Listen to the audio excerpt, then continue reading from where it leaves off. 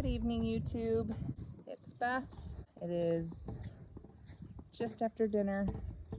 I am in the garden. I'm going to try to get 30 minutes of work done.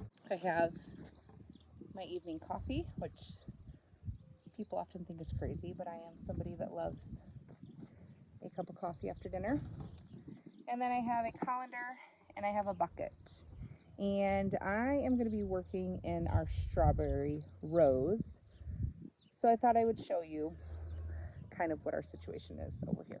So here is our little strawberry patch. We have two almost 50-foot rows.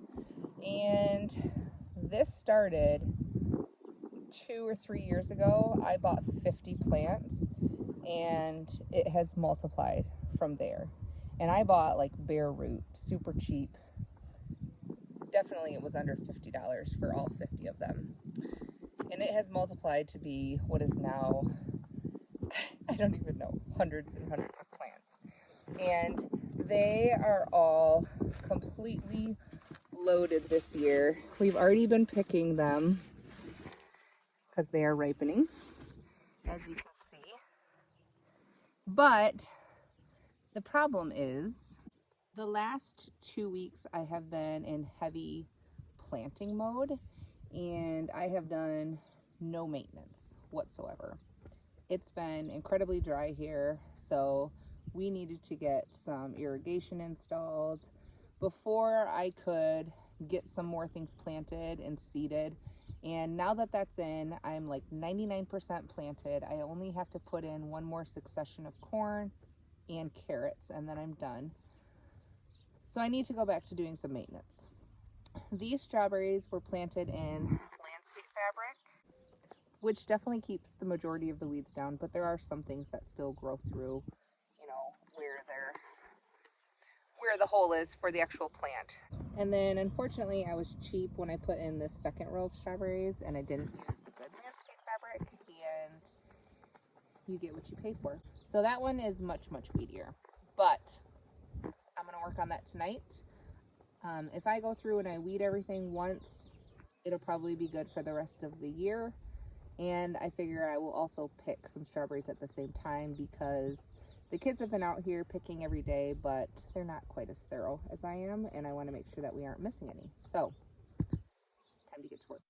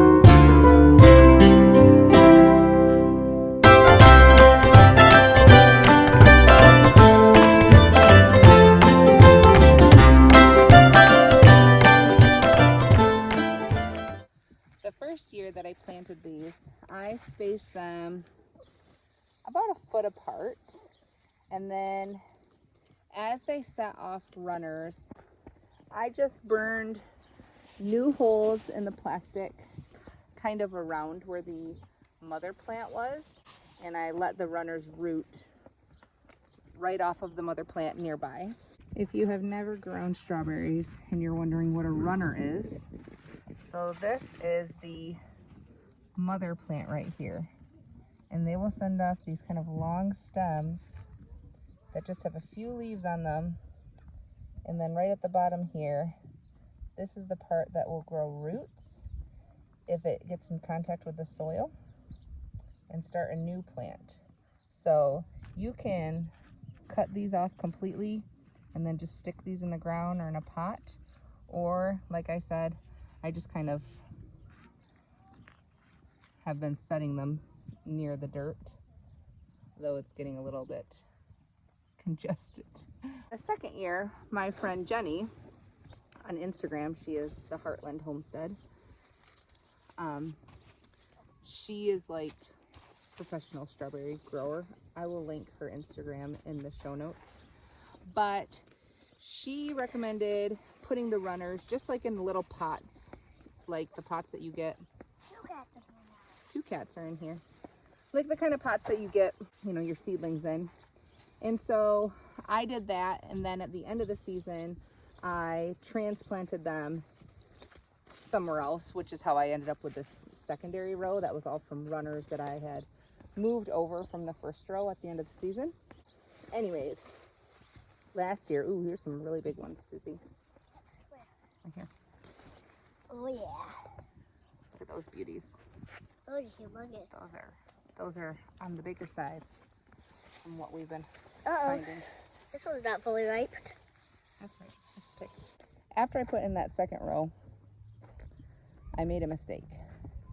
And I did not pull the runners like I had from the previous row.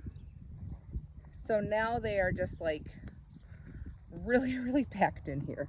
And they're kind of too dense, and it's almost hard to get in here to pick them thoroughly, partially because of this weed. So I am going to have to thin this situation out this year, which is going to be quite the task, but a necessary one.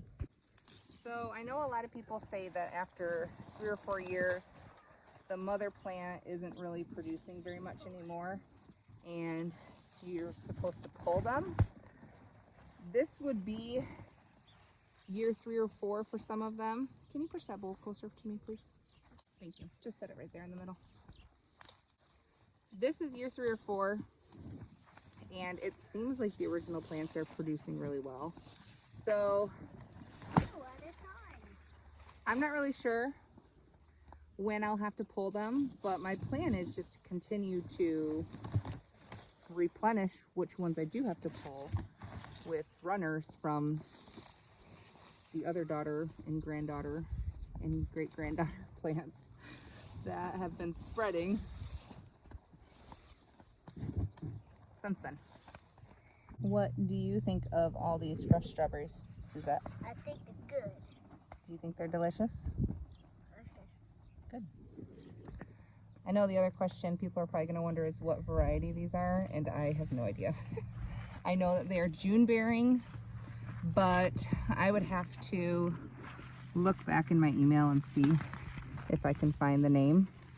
But they're very good and they're very juicy, and as you can see, they're definitely hardy.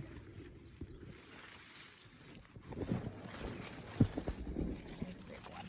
It's not quite ripe yet. I'll take that one though. Last year was the first time we ever grew enough strawberries to be able to preserve some. Up until that point, it was just, you know, barely enough for the kids to have some for fresh eating. But last year we did get to actually make some jam, and that is primarily how I will utilize the excess strawberries. I do freeze some for smoothies, but for the most part, we only have strawberry jam, so I make a lot. There's our haul for tonight, which is not too bad.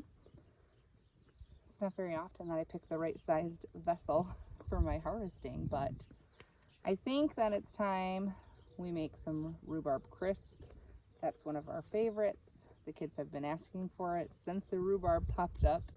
So we'll get that done this weekend and get our fill for snacking. And then as more start to come in, we will start making jam.